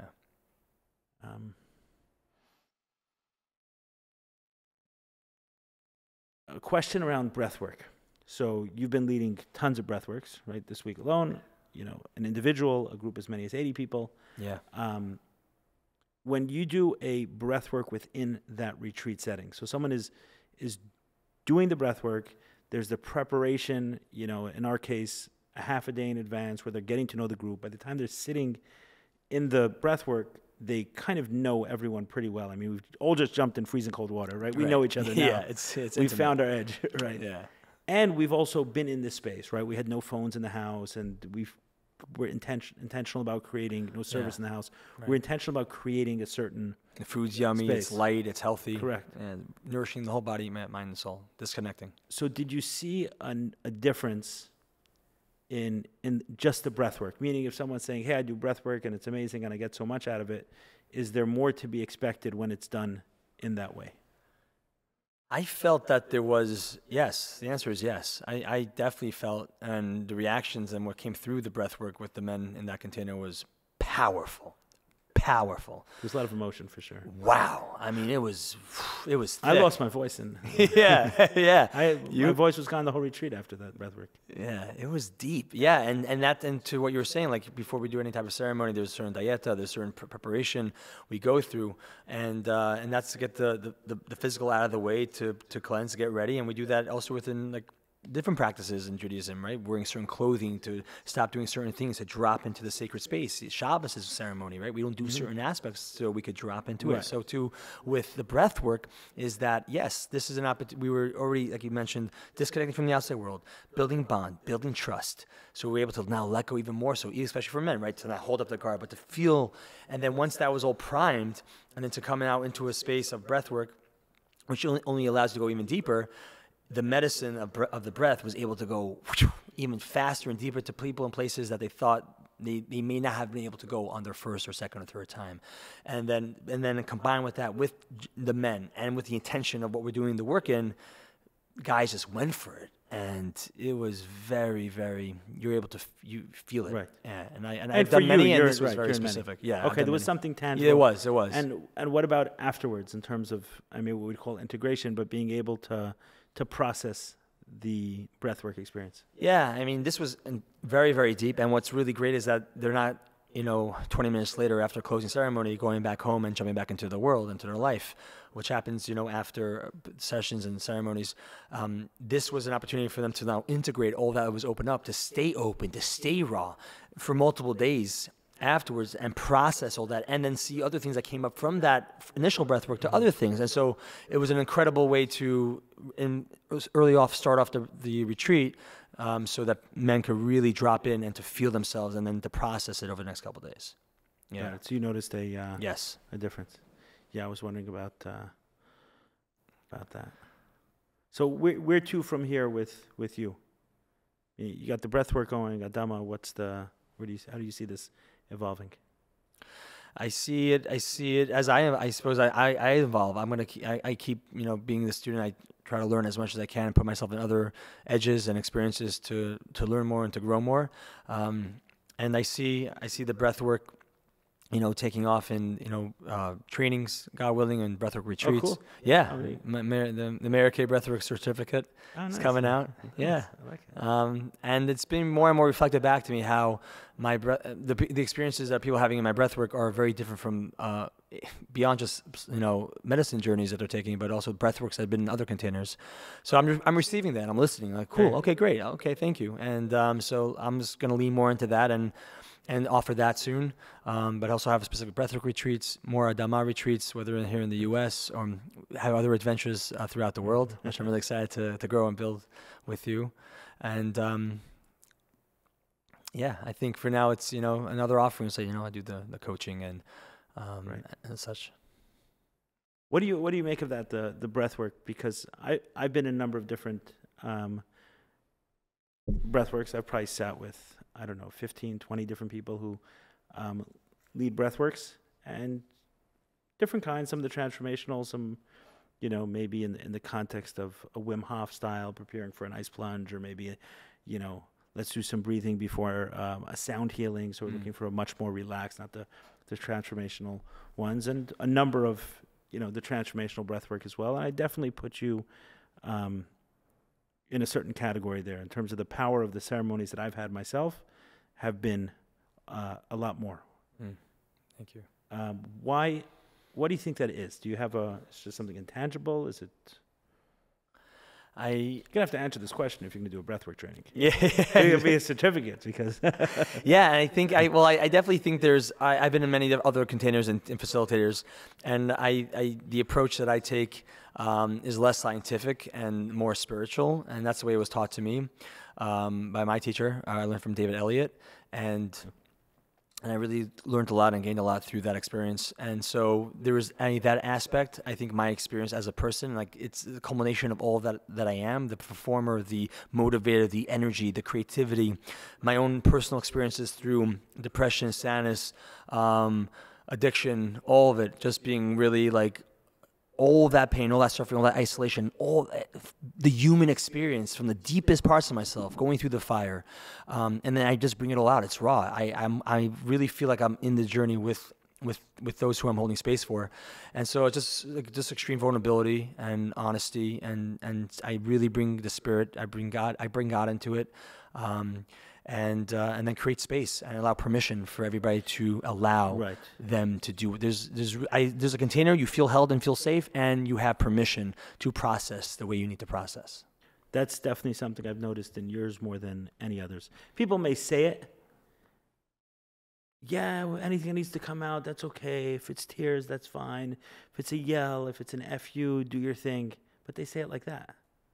You're like not exactly. Right? You're out there, you're screaming, you're getting excited, but even without that, even sometimes you've done that, sometimes you haven't. Right. I think I've sat with you 4 times now, but the point is more. There's definitely the energy from you that you can do what you need to do. You need to roll over and start pounding the floor. Like that's good. Yeah. That's good. Yeah. You know, don't Yeah. pound the guy next to you, but Exactly. right, pound the floor is totally cool. Totally, yeah, and I think, and I truly believe, because the way I got into this initially, it didn't make sense, right? From the outside, I had a very, successful career creating films, and I still love it, and maybe God willing, I'll go back to it in some way. But the way it came through me was, it felt like through God. I had this internal voice that came like, Meir, go learn this and teach it and share it with your friends, family, community. So I do feel like people have mentioned it's a gift. Thank you. Okay, and I cherish that, and I try to nurture that, and I try to share it with the world. So I definitely believe it's not me. I have my experiences, like I mentioned, and I truly thank God and pray to God before every ceremony to allow me to be an open channel for healing and to be the shliach, to be to be able to support those who are coming to get some healing, some insight, some clarity, some creativity. Yeah. It's pretty unbelievable to be able to take people through those experiences with no medicine. Yeah. The medicine. It is medicine. The I know. breath is medicine. You know what I mean? Yeah, I know. I also want to drive home Yeah. that point. That is medicine. Yeah. But yes, not plant medicine. Yeah, no. Yeah. What did you think of, I know that when we put out the idea of a retreat, a lot of people definitely thought there was going to be medicine there. When I say medicine, Yeah. I say And some, I think, were disappointed that there wasn't. Somewhat? I think some people were disappointed that there wasn't They medicine. thought they were, yeah. Yeah, like they thought, I think this day and age is, what's your question? I think this day and age, most people are, everything, you think of retreat, you think of medicine. And then, right, medicine's on the rise, plant medicine's on the rise, everybody's doing it, or everybody knows someone who's done it. Pretty wild times. It's pretty crazy that's the world that we're living in now, and cool. And at the same time, the approach to have these types of retreats now without any medicine is so important, because I'm talking to someone who has done plant medicine, and I've gained a lot through it, transformational. At the same time, there's a deep medicine and power to not go somewhere, go on this journey outside this body, but rather stay in the body through it all, through all the emotions. Because in life, we're not going to be on a plant medicine journey. We're going to be have this in-body experience, and for too long, many of us, I myself included, have disassociated or have gone on some sort of journey. Maybe it was just like wishing to be part of another family when I was like 6-year-old around the Shabbos table. Like, I don't, but we disassociate or we trip out on something, and so now it's like, can we be confronted, feel our edge, feel it all, and that goes back not to the mind but back into the body, and to process and have tools that can really be used in this container and then applied outside this remembrance into the life. So it's I found it to be very important. Everything has its time and space, and plant medicine is a tool, but a tool without plant medicine and going through the processes sober in it, with it, and with others. It's the deepest. Yeah, and I would say there's a good percentage of people who were there, and I didn't ask this question to each one, but just from the conversations that were going on, that had experienced plant medicine before. But there was something that they, I don't know if it was every single one, but it seemed to me close to every single one had a very, very different experience in this one than in others. And for me, that was important. One, I was thinking, what use is there for a retreat for me if there's medicine? Kind of the medicine takes over the whole retreat. So, right, go do that. It doesn't need to be what this is about. Also, cognizant of the legalities and everything else. Just, hey, here in America, and when I do my medicine as much as possible, I like to go to Costa Rica. So I know we're not going to do every single retreat there, but there was that aspect as well, right? Is saying, hey, let's do things the right way. But the other aspect was exactly what you're saying. Like, let's be grounded and let's do it from this perspective. Yeah. You've been there maybe, or you'll go there, right. Whatever happens with that. But can we bring this back? Can we heal in this setting? And I think this one was successful, and I hope the future ones are as well. Definitely set a good bar. Yeah. So. Off to a good one. I'm excited for, I know we're already planning the next one, and I'm excited for that. Yeah, I don't know when this is going to be released, but there'll be one in mid-December, and, we'll try to get another one on the calendar. Yeah. If you're on board, I'm on board, so.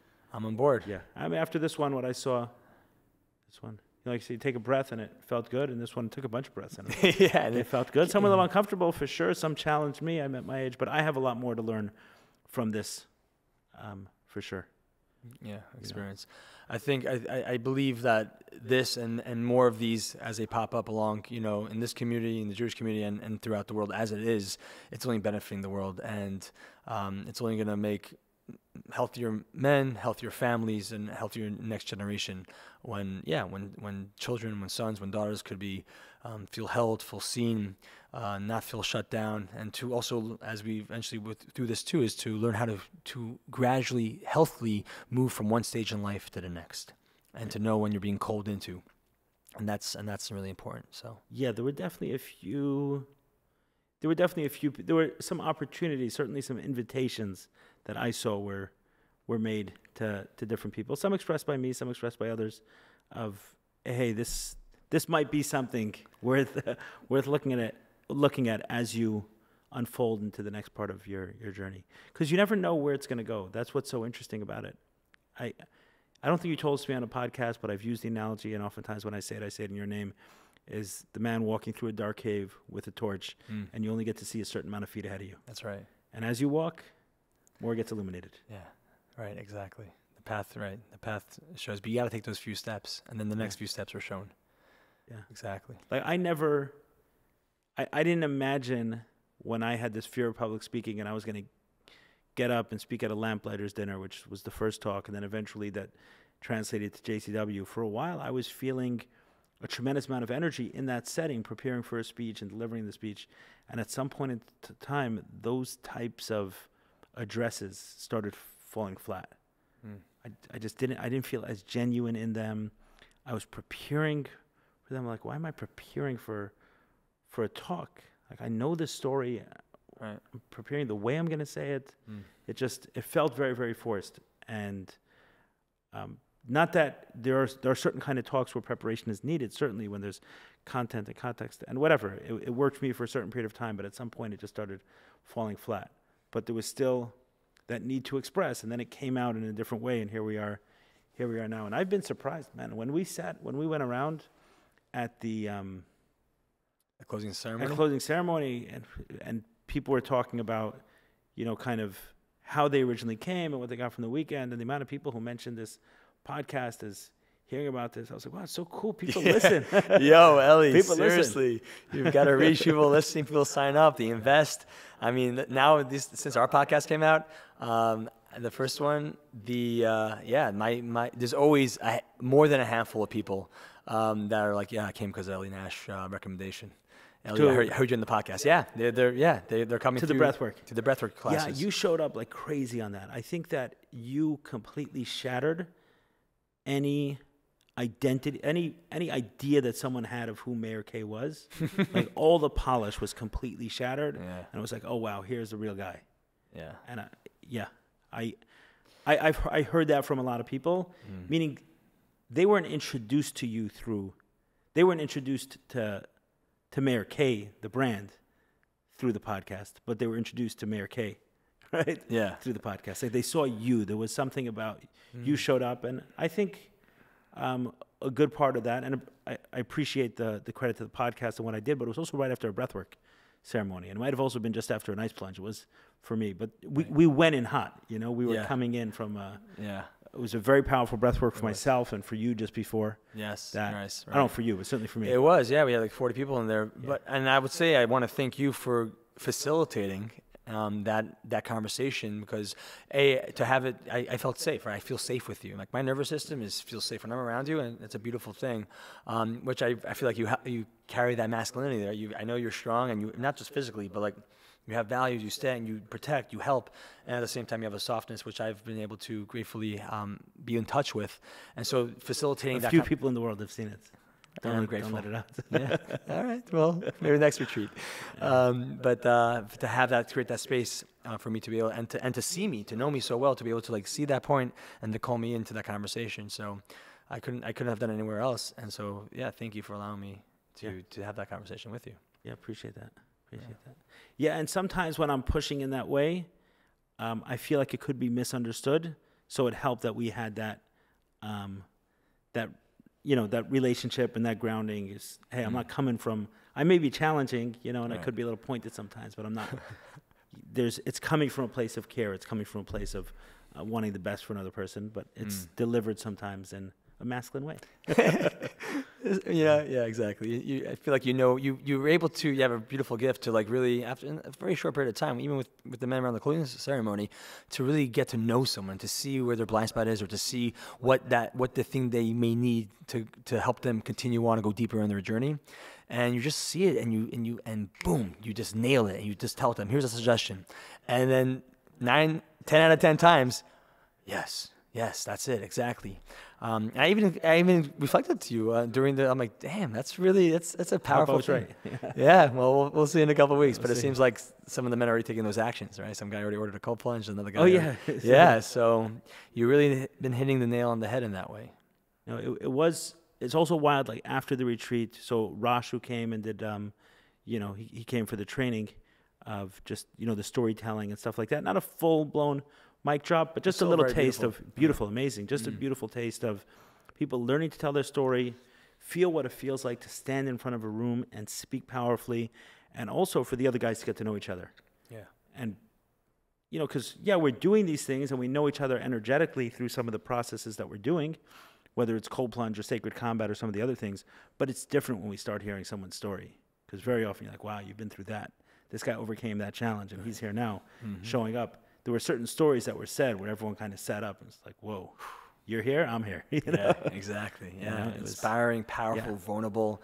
And it's there's a certain respect that happens in the boxing ring, for example, of men can respect men, like, oh, wow, you took that punch well, and like you gave it well, and showing up to the challenge. And there's another respect that happens when you're sitting around the fire, or sitting around this workshop, for example, and you're opening up your hearts, and you're like, man, like that was vulnerable, that's deep, and you went through that. I feel you, brother. Yeah. And this is what I got to share. These are my wounds from my battle in life. Yeah. And that's a different space. It's a different energy. Very different. As powerful and as beautiful. Yeah. 100%.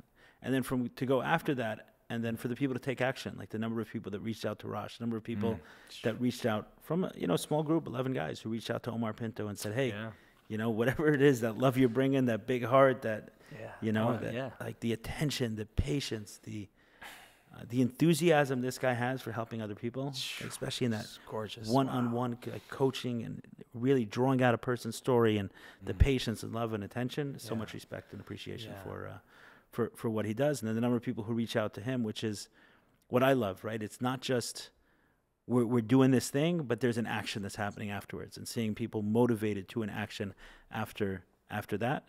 Yeah. And, sometimes we miss the mark. Sometimes we take an action, misses the mark. But at least it's going to be different than it was before, right? We're doing something different. Yeah. 100%. Yeah, totally. And there's actually two more people I wanted to thank from the podcast. I mean, we're talking about the remembrances behind the scenes of this podcast. There's also Tyler, who makes this life, but he was a big component to making the. He wasn't behind the scenes at the retreat at all. Oh no, he was in it too. Front he was in it. Yeah, 100%. And so a lot of thanks to Tyler for sure, and to Freddie, to your wife, for really bringing the menu, man. Michelin star, 5-star.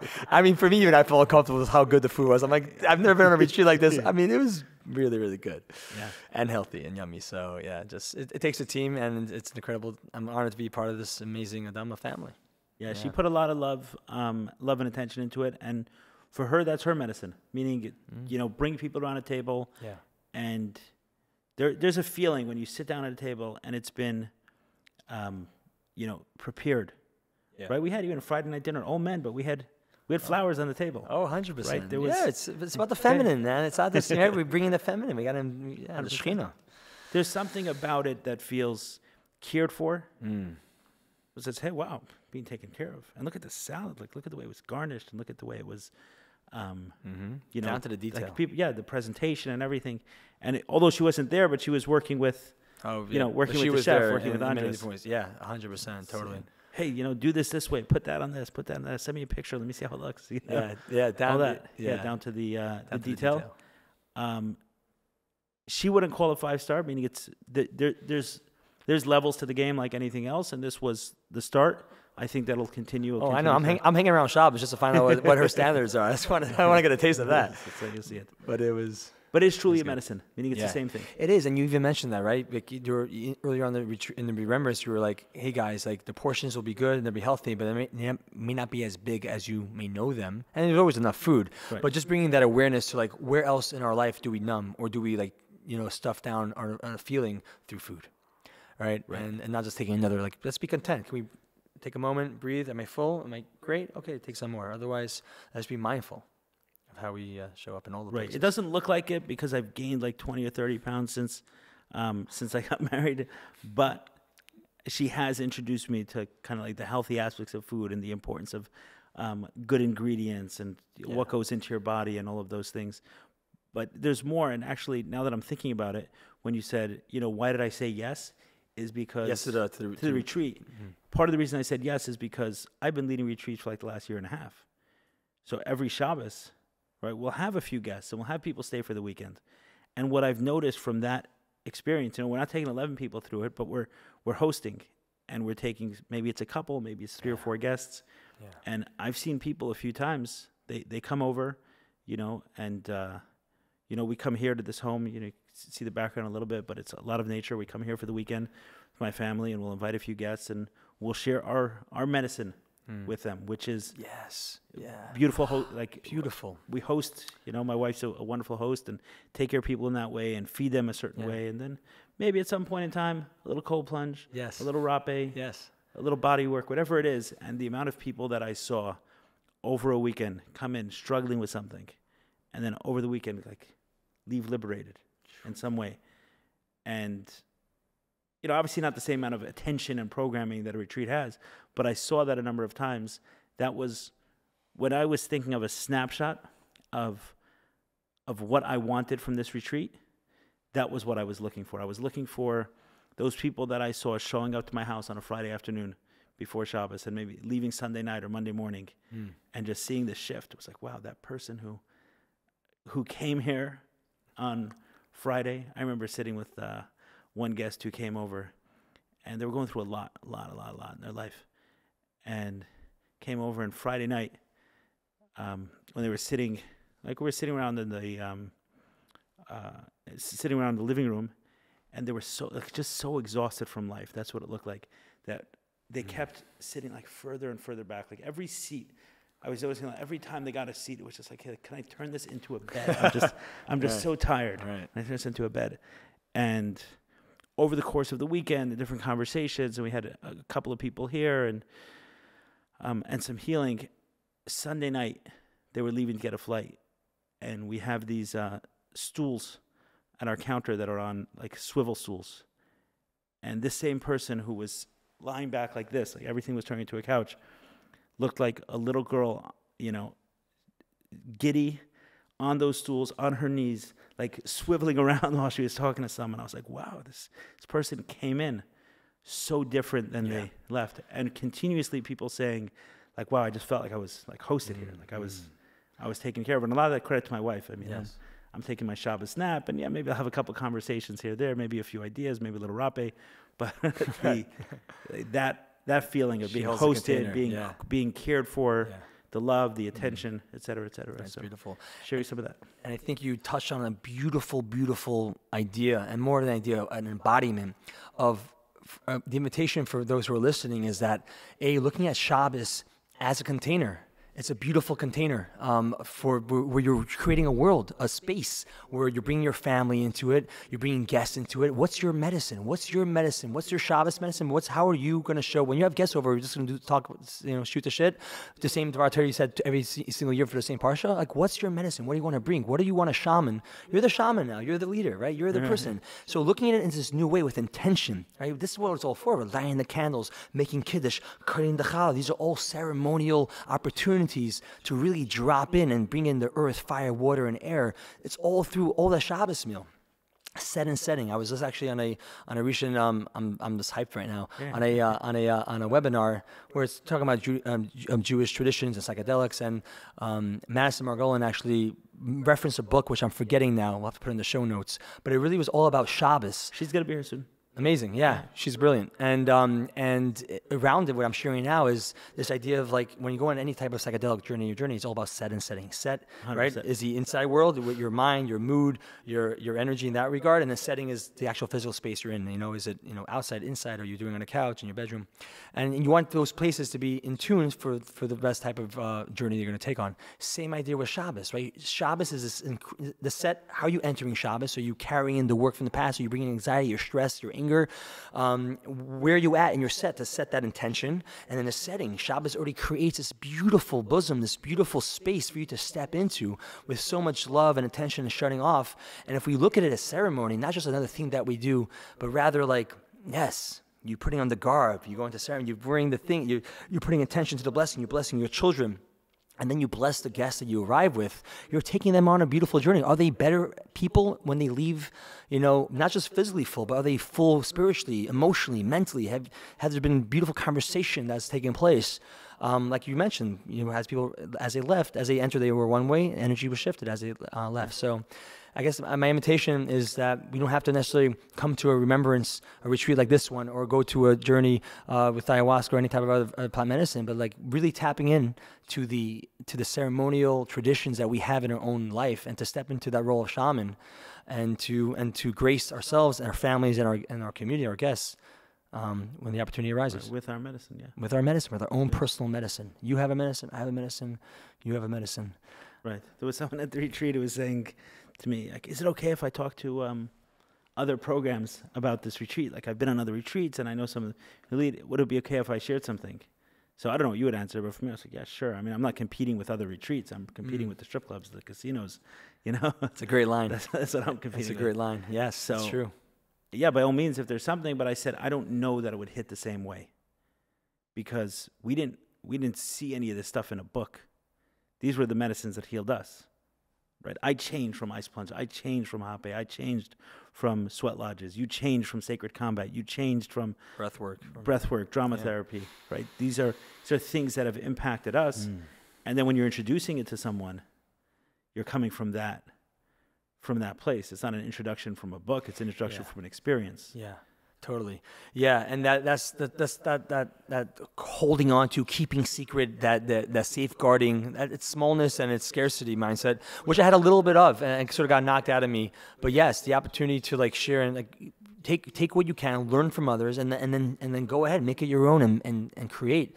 We're all here to like, walk each other home. We're all here to learn from one another, be each other's and be the teacher and then be the student and vice versa. And these are all just roles. And when we just remove the ego out of it, it creates, more space for God, right? 100%.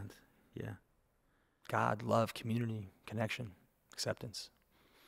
Yeah, it's a neat thing, and much more to unfold. Meaning, much more to learn. I've said many times on this podcast that I am patient zero. So I'm here for my own healing. When I'm not getting healing from a certain place, then I'm going to be sent somewhere else. It's not. I'm not there exclusively for others' healings, or even primarily for other people's healings. The main darkness I got to clean out, I got to shine a light on is the one in myself. So there's clearly things that I need to learn. I'm also excited. It's been something that's been pulling me for the last little while, and pulling me sometimes through fear in some ways, and that's of nature. When you talk to me about doing these 5-day camping trips, or in Alaska, I was watching some of the stuff you had going on there just before the retreat. You were there. You were in Alaska for a little while, and seeing what was going on there, I'm like, man, can I brave that? Can I do that? Yes, you can. AhDaMa in the wild. It's going to happen. It's happening. I'm excited for us. Yeah. No, my family and I are going, thinking like, I got to do this nature stuff. I found some camping site in, somewhere in Florida.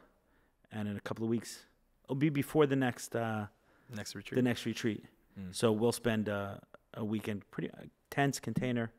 We'll see what that's like, but with my wife and kids, and a friend with his wife and kids. So I'm starting to touch on that as well. The nature. There's definitely something for me to learn there, and the fact that it comes like with a little bit of fear.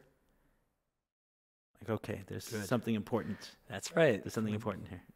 Right, you've been doing this long enough to know when you start feeling that uncomfortability. Yeah. It's an invitation for you to just expand a little bit more and to learn something from that experience. Right. You know something, when I first came to this home, and you can't completely see in the background, but there's, a couple acres of nature behind us. So the first times I walked the property at night, they were like, "Is there a snake? Is there this?" You know. Right. And there are snakes. I mean, I've seen snakes here. Right. That's part of it. Yes. Right. There are some things in nature, and we've had chickens, and we've had chickens killed. Right. So there are coyotes or something that can kill a chicken. So that some of that does exist, certainly. But those. There could be danger lurking around any corner. Yeah. There's something about nature that. Yeah. Right. Oh my gosh. I mean, I'm sure some rabbis are going to scratching his head right now saying, Meir, but like either there's Mishlei or Kabbalah, somewhere it says like if the Torah was never given, we'd be able to learn everything from the plants, animals, and nature, right? And there's so much wisdom. That's where I love connecting to nature, and it's actually a lot of I believe is the disconnect from self and all this. A lot of the uncomfortabilities that we have is because we're so boxed in with all the comfortabilities of life that we have, that spending time in nature is so confronting. And when you hear a bird chirp or you see a tree and you meditate on that space, it means the reason why the Baal Shem Tov and all the greats were shepherds. They were spending so much time with animals and nature because it's so much more easier to feel and to see godliness. I mean, one of the most profound experiences I've had was on a mountaintop on my way to Mount Everest base camp. It's like when I was, it's the idea of being so small but yet so large, doing something hard. I mean, the wind hitting you in a certain way. I mean, everybody will translate in their own way. And there's the deepness, and that's where we have AhDaMa. Like for me, one of the biggest principles was to be in nature, to spend time, feet on the ground, connect with all the elements. And it's that remembering, because that's where we come from. We come from the earth, we go back to the earth. All of this is so important to just even set, and medicine walks we'll be introducing as well in future retreats. There's so many different beautiful lessons to learn from the fire, to learn from the water, to learn from the breath, the air. There's deep, deep, deep lessons in every one of them. Yeah. How'd you enjoy the Sweat Lodge? It was your first one. It was my first Temescal. Or Inipi, there are many different names. Inipi, which is what? It's like a place of breath. I think so. I think that's what he said, right? Yeah. Yeah, which I love the connection. The ceremony before, Michael did an incredible job. The Santas did a beautiful job of, oh my gosh, bringing us into the ceremony before the Temescal and then closing it. And the actual Temescal itself, I really enjoyed it. Can we describe it a little bit? Yeah, I mean it's a dark, very extra heated sauna, cramped in, and songs and prayers are being sung. So it's ceremony. And we're in there for about an hour and a half. We're in there for an hour and a half. It's dark. It's extremely hot. There's 4 rounds or 4 doors as they call it, and every door that's opened up, new heated rocks are being presented and putting into this dirt hole in the middle of the teepee, and we're like 15 guys inside, so it's hot, it's close, it's dark. You can't really have much space to like stretch out your legs, so you're really on a physical level you're getting challenged. I got challenged, right? My back, leaning over, trying to find a comfortable space. Yeah, admittedly, I had the Omar and I were kind of the last 2 guys in. Yeah, you're by the door. Well, yeah, so Omar slid in front of me and I was right by the door, so I had a little bit of extra space because when the door opens, the wind comes in. What? A little air comes in. No, the air comes into everyone. The rocks have to be brought in, so there's some space. Right. I don't know if it was the cooling as much because I've been in another Temescal where I wasn't sitting right there. I tried to, and then I kept getting moved over and over and over and over. And by the time I was like, oh, in the back corner over there, I was like, oh man, just get out of here. The claustrophobia kind of sets in. Yeah, but it really challenges the mind and challenges the body, and then Michael is singing some songs and we're putting intention and it's beautiful. And then for me, it was, I was able to drop in. There were moments where I was able to drop because the physical, it was really hard. But then to be able to drop into like this transcendence, sort of what you do with a cold plunge, or how it forces you to get into your breath. So then you get embodied. And I refrained from drinking that water throughout the time. So I felt like I was getting. Oh, you didn't drink it all during it? At all, no, yeah. Oh, neat. So it was just a certain like physical standard I wanted to challenge myself in. And throughout the process, I did find myself really taking off into a deeper space, into a meditative space, through the singing and through the intention, and it was beautiful. It was challenging mentally and physically. Yeah, it's very challenging. Really challenging. Something. It felt like a release. Yeah, you come out, you're just coming out. And honestly, I laid on the ground afterwards, a cool ground outside after it came out, and I was so aware of everything. and it was gorgeous. The little breeze, the feeling on my body, seeing the little bird, the stars, like everything just was so much more heightened, which I can see the appeal to why people go to these dark retreats. But it felt like sort of like that. It was a dark retreat, just blasted. And I came out of it Blasted with heat. Blasted with heat. And I was just grounded into like this beautiful nowness, just the present moment. And it was gorgeous. And that for me was very, very profound besides the whole process. And then, as you mentioned earlier, other men had other things come up for them. Correct, on a deep emotional level. And different challenges. Some people have to challenge different fears around claustrophobia, being darkness, the heat. Yeah. So there's a lot of medicine in that space. A lot of medicine. Yeah. Yeah, that's it's so neat. You know, when we did the cold plunge and everyone jumped in, and you ask everyone kind of, what did you learn? What did you learn? What did you learn? And just you're from the same thing. You're pulling just a completely different lesson. Because when we communicate in words, then someone's only going to hear what we say. You know, to a degree, they'll be through our interpretations, but there's a narrow scope. But when you throw someone in cold, they may learn something. You know, one guy was like, I remember he was so excited. He's like, first there's pain, and then there's joy. And it was like, okay, that's the lesson that he needed to learn. Yeah. Another guy was like, wow, you just need to breathe through hard things, and it passes. Right. You know, and that's a lesson that he needed to learn. Exactly. And it's not a learning like, oh, I read in a book, you just need to breathe through hard things. No, that lesson you'll remember. Yeah. Because you were freezing freaking cold, and you survived. Exactly. Yeah. So it's really neat. And that was important for me in a retreat, was not to be the guru, not to be the teacher, not to be the guy sitting in front of a room. And yes, we have to own our spots and say, okay, we've done certain things, right? And we've been on this path for a period of time, and we have learned certain things. Good. So I'll speak from that place every so often, but that's not what that's not where people are going to learn the most. People are going to learn experientially. Put them in front of a room, have them stand up and share their story, and see what comes up for them, see what happens in their challenges. And then as someone who's, you know, looking for these things, there were some people who I knew quite well from outside of the retreat. There were a couple of guys who I knew very well, and seeing them in a different light helped me see where their, you know, what kind of their next move could be to expand their own lives. Yeah, beautiful. Beautiful. Yeah, there's something about that. This episode is brought to you by okclarity.com. okclarity.com is the upscale version of ZocDoc for the Jewish world. It is the place for any Jew to find an excellent therapist, psychiatrist, nutritionist, or coach. And it's completely free to use. Every professional on OK Clarity is vetted and experienced in working with the Jewish community. So they understand and respect cultural nuances like Shabbos, Shidduchim, and everything in between. What I love most about the OK Clarity platform is how easy it is to use their search and filter system to find a type of professional that you are looking for. They have dozens of providers who take insurance, and you can watch an intro video of each professional to get a better sense of who they are before taking that first step to reach out, which I get. It's hard to take that first step, but many of us have found that to be so very worth it.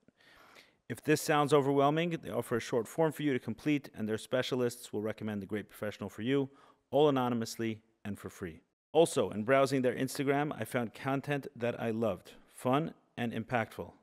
They are also regularly hosting Instagram live sessions featuring different experts discussing pressing mental health and wellness topics and answering community questions, all anonymously and for free. So if you're not already following OK Clarity on Instagram and you're using Instagram, you definitely want to.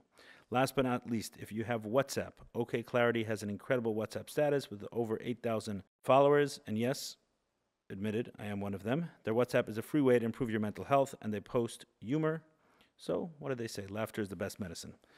Side note, maybe the main note, if you're listening to this and you are a wellness professional, a nutritionist, a psychiatrist, a therapist, a coach, and you're not already on okclarity.com, here's an important reminder for you that this is a great place to be if you want to reach relevant members in the Jewish community, those who need your support and expertise.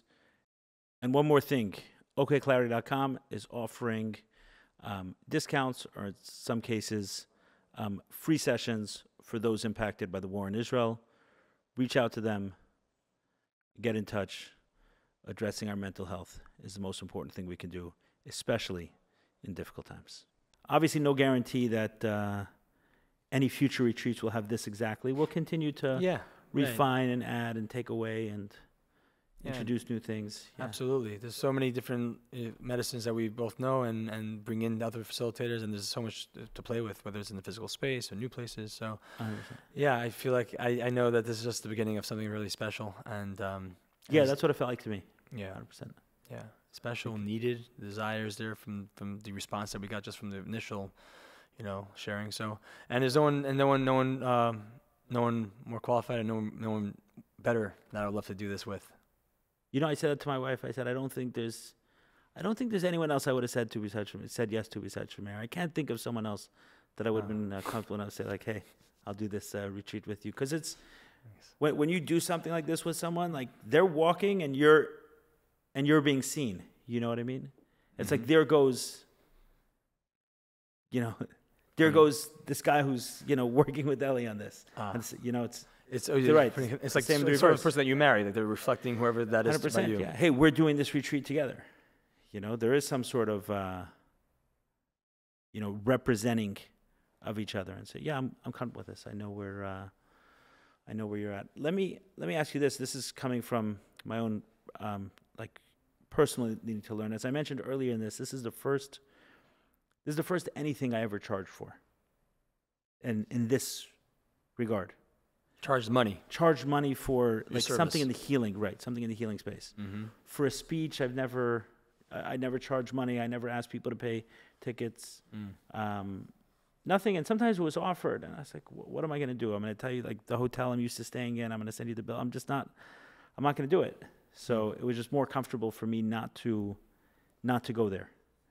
And but there was something else also, is that when you charge, you find out, which is also a little scary, right? Kind of like the vulnerability. Yeah. Hey, people like calling you, but see what happens if you tell them they got to pay a few $100s. Exactly. And it brings up uncomfortable conversations, find out what that is. Also, like, there's a certain maybe extra responsibility of showing up, like you mentioned before. Yeah, like, if they're going to pay you, then you got to show up. Maybe this way is like, you're not even paying me, so I got to show up as I want. Right, exactly. A certain safety, a certain, card you could play. And there's also this ability to ask yourself, like, what was the energy exchange in that, right? So if money is energy, right, and if one doesn't charge their services for a very long time, they'll get depleted and burnt out. That's going to happen unless they get some other type of energy, other type of exchange. So I wonder, in those cases, what did you get out of it? If it wasn't money, what energy was received by you doing that service? And if you didn't, do you look back at those times, or do you feel like you got burnt out over time? Well, let's say this podcast, right? There's no charging for it, right? I'm not saying this one. I'm saying the podcasts in general. I didn't charge for it. But you gain a lot from this. I get a lot from it. So that's the energy exchange right there. I have amazing conversations. Right, amazing conversations, and you're getting your mission out, and sure. different things like that are happening. Right, all sorts of, it's reaching people who I never imagined reaching. Right. And there were a few guys from communities I had no idea. Oh yeah, you're far and wide. Wild. Yeah. But going back to the money thing, so fine. So what is your question? Like, now that you started charging with money, right, so let me ask the question more specifically, right? So there were some things that I learned already from it, but kind of where the question that comes up so often. Before we jump into that, why did you not charge back then, though? Because you didn't want it, it was uncomfortable. I had many reasons why I didn't. One of those is I can show up as I want, certainly, like you said. But another one was I didn't want it to be perceived as if there was personal benefit here, right? I'm here for the real reasons, right? So it's all personal. Okay, finish your thought because go ahead. Because it is a personal benefit. At least from the way I see it, it's not tainted. There's a lot of, I suppose maybe where you're going with this is like in this healing space and people get very sensitive around like, oh, how much you charge? You can't charge. That's where I'm going. Okay. A lot of resistance. That's why I feel like you were going with that, right? And I believe I'm more through my own inner work because there's a lot of money anxiety growing up and just in life, right? It's such a crazy energy. Money. Yeah, you put $1 for somebody, the whole different personality changes, relationships change. It's wild. And I'm still something that I'm still learning around. Yeah. Yeah, I've actually thought possibly in future retreats, possibly add some stuff in there about career. Like we didn't talk about that when it's such an important part of what men go. I don't even know most of the I don't think I know any of the jobs of the people who were there, which on one hand it's cool. It's really cool that we didn't, like it didn't go there, how much money people make, how they got there, that was irrelevant. But there's another aspect that's a very important part of people's lives, and can we add value into that aspect? Yes, and that could go down to the provider and the protector, and that's but what we were dealing with was beyond that, because we're talking about the energy. The masculinity is not just the guy who has a job, right? It's a deeper wholeness of. Sure, but it's a part of every person's life, and how do we add to that? Okay. Yeah, but tackling what you were just sharing about, like, in the space of healing and money and charging. Again, I'm still learning. I'm still, it's processing it. And I'm just a lot more comfortable knowing, my worth and the energy exchange. So not necessarily does it always have to be necessarily with money. Right now, money in my life is necessary. It's needed.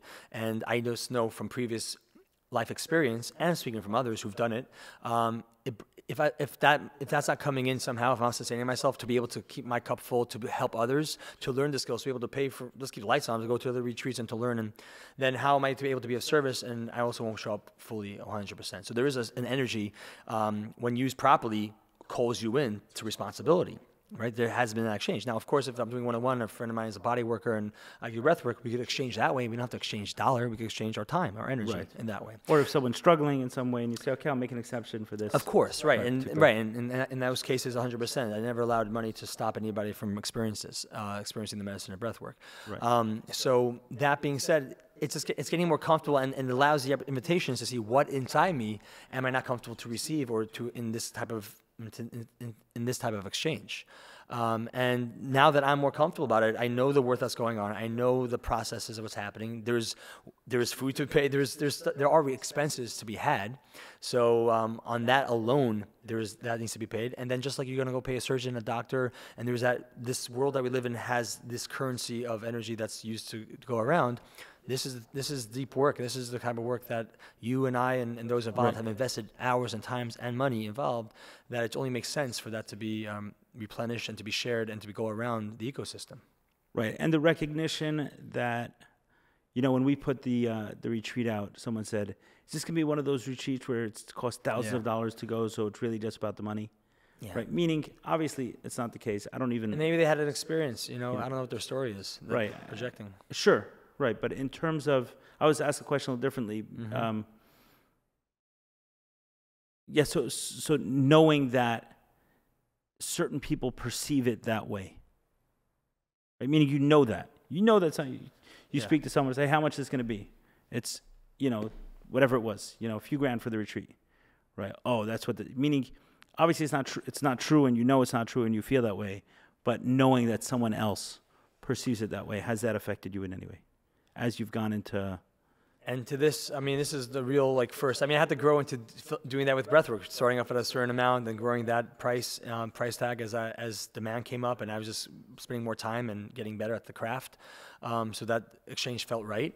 So that I started up there. This is my first actual retreat in this regard, and paying such a price tag. Right. I don't struggle with that. No, that comment doesn't hit me in a certain way. What I moving forward, and that's a conversation we're going to have, and what we'd love to offer are opportunities for those who can to have some sort of scholarship program, to have ways in which those who not necessarily can afford the regular price tag to still be able to get the medicine in their own ways. So there's space to discover that, and to also see people and see where their attentions are at and make exceptions. But yes, it's not a way you have to be a wealthy person to get the healing. No, this is meant for everybody. And as this develops, I would want to create a container and an avenue in which anybody can receive and be a part of it, and not be stopped by a couple of shekels. Right. Yeah. And things do cost money. We had the house, and a big house, and a space house, and food, hundreds of thousands of dollars to rehabilitate that house and take care, just to get it to the place that it can have this. But I also don't want to hide behind the fact of just that, like the food and the house. No, also the people, the facilitators, the people who are there. 100%. Also deserve. Yeah, I'm saying. No, I'm saying to do the whole thing costs money. Yeah, it does. It does. It costs money. It costs money. It costs money. Yeah, it does. To do that, to do it right, definitely costs money, and no shame in that. No, I was kind of wondering, hearing your own process. How to balance that. Yeah, that's my process. On the other side of things, the making money, living with money, all of that stuff, which, I had to overcome those things? How can you live comfortably knowing there's suffering somewhere else, or all of those things? So I've had to go through my own journey with that, which, are other aspects of the money game, but it was this specifically around the service with money and the way it's perceived, all of those things that it's my first time doing it. But I'll tell you something that I did see was, and I would have to imagine that money played a big part of this. I don't think it was the only component, is the way people showed up. They were ready to go. That's a good point. Ready to go. Good point. It's a good point. You're investing in it. If things are given for free, and again, if that energy is not being exchanged, then you're dozing off during a thing. You're not going to show up. You'll sleep in. You're not invested. I worked hard for this energy, this what we call dollars. I'm giving it to you now. I'm going to show up. Right. I'm going to show up. And there's a sense also that, hey, I spent this money. I'm not going back home and not getting value. Right. There's no. Yeah. Right? There's no way. Exactly. What am I going to say? I got nothing out of it and I spent a few $1,000s? Like, no way.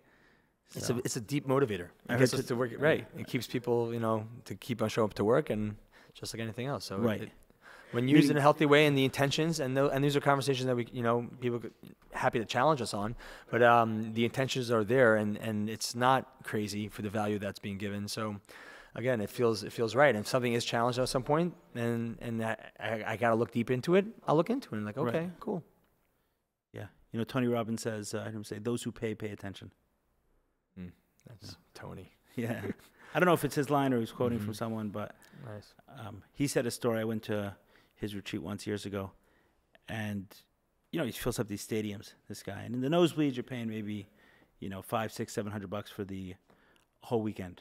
But those who are sitting right front and center, who are collecting Tony Robbins, sneezes or spit, like you're right there. Right. Oh, wow. Those guys are paying top dollar, right? They could be paying an annual membership of 50 or 100 grand just to have the benefit of sitting in those seats. And he said a story of a friend who he gave a ticket to, and he gave a ticket, right there, which whatever would have been the equivalent of, but in the tens of thousands of dollars to sit in that section and to be that close to the action. And, there's one thing for sure is there's a tremendous amount of energy in his retreats, thousands of people, and he gets people screaming and loud music and tons of people dancing, very, very high energy settings. And he said this guy who gave it to for free a day into the retreat, a half day in, just walked out. Wow. And he's like, that would have never happened had he paid. And all around, you're seeing people having breakthroughs, right? Right. And real experiences. So.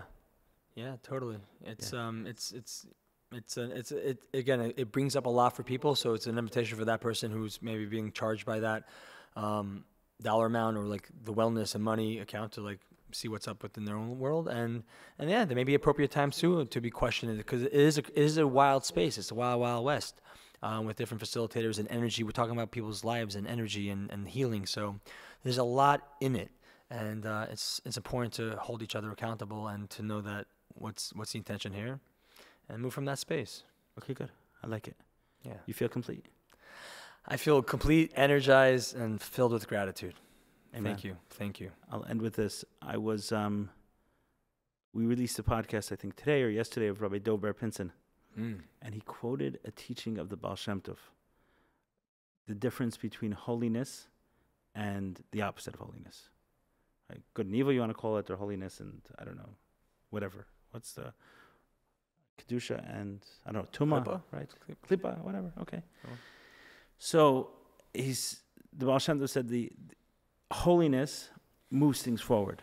Holiness is like, the energy is life-giving, going exactly. forth. And Klippa is depleting.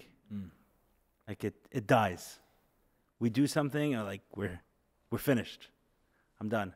So he said, that something is holy when doing it, you have more energy. Yes, certainly it's getting later, and we spent a couple hours talking, and there's a part of us that could be tired. Our legs may be tired, or our mind may be tired, our eyes may be tired, but us, we're energized. Oh, yeah. So this felt holy to me. Thank you, Meir. Same. As always, I look forward to continuing this this path. It's cool. It's cool that our paths have crossed in this way, and you become a brother like this. You're teaching me a lot, so thank you so much. Thank you. Beautiful. Thank you. You've taught me so much, so great to know you. Great to journey this life with you. Yeah, that's the risk of helping people out, because they I start picking on you at some point. Yeah, listen, we're here. We're here for it. We got each other. Okay, I'm gonna get you back for this one. Don't worry. Thanks, Meir.